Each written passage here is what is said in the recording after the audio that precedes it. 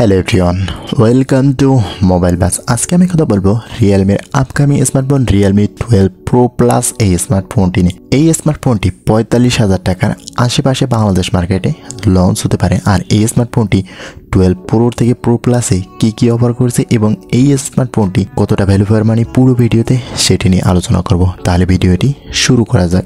এই স্মার্টফোনটি 8GB 256GB ভেরিয়েন্টে পাওয়া যাবে এবং 5G সাপোর্টের সাথে থাকছে। প্রথমে এই স্মার্টফোনটির ডিজাইন এবং বিল্ড কোয়ালিটি নিয়ে কথা বললে ফোনটি দেখতে বেশ সুন্দর। ফ্রন্ট ফেসিংয়ে ডট নচ ডিসপ্লে এবং কার্ভ ডিসপ্লে হওয়াতে যথেষ্ট পছন্দ হবে সবার ক্ষেত্রে।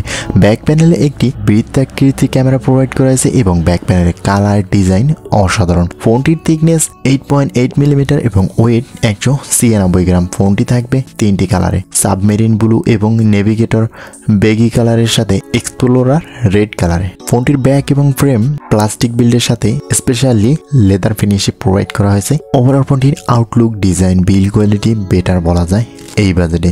এরপরে স্মার্টফোনটি ডিসপ্লে সেকশনে ফোনটিতে অফার করেছে 6.7 ইঞ্চের একটি অ্যামোলেড অনবিলন কালারসের 120Hz রিফ্রেশ রেট ডিসপ্লে, যেখানে 800 নিট HBM এবং 950 নিট ব্রাইটনেস।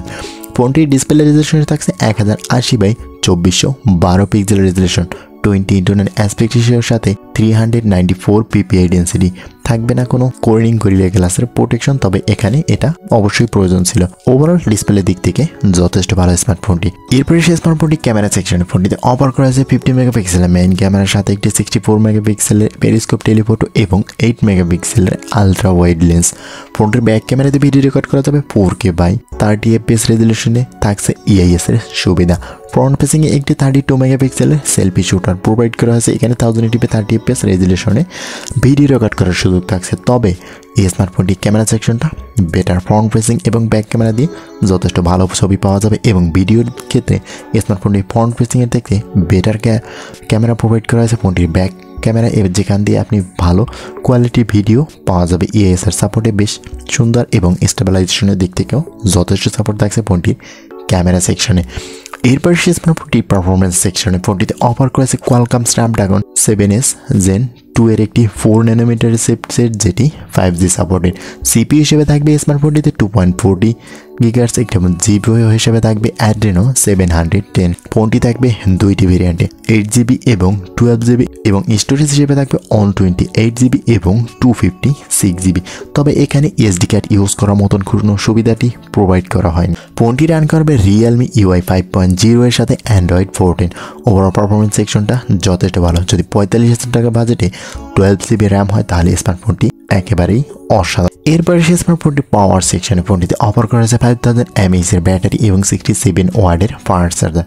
রিসেন্টলি চার্জ পুরো দিন ইউজ একেবারেই বেটার ব্যাটারি সেকশন থাকছে স্মার্টফোনটিতে।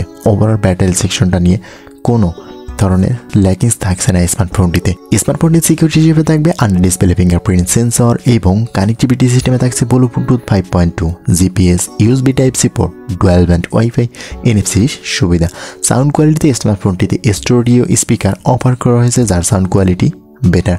3.5 মিলিমিটার হেডফোন জ্যাকটা প্রোভাইড করেনি স্মার্টফোন। তো এই বাজেটে যদি স্মার্টফোনটি 45,000 টাকা বাজেটে যদি স্মার্টফোনটি 12GB এবং 256GB স্টোরেজে প্রোভাইড করা হয় এবং এই বাজেটে লঞ্চ হয়, সেক্ষেত্রে আমার কাছে বেটার মনে হয়।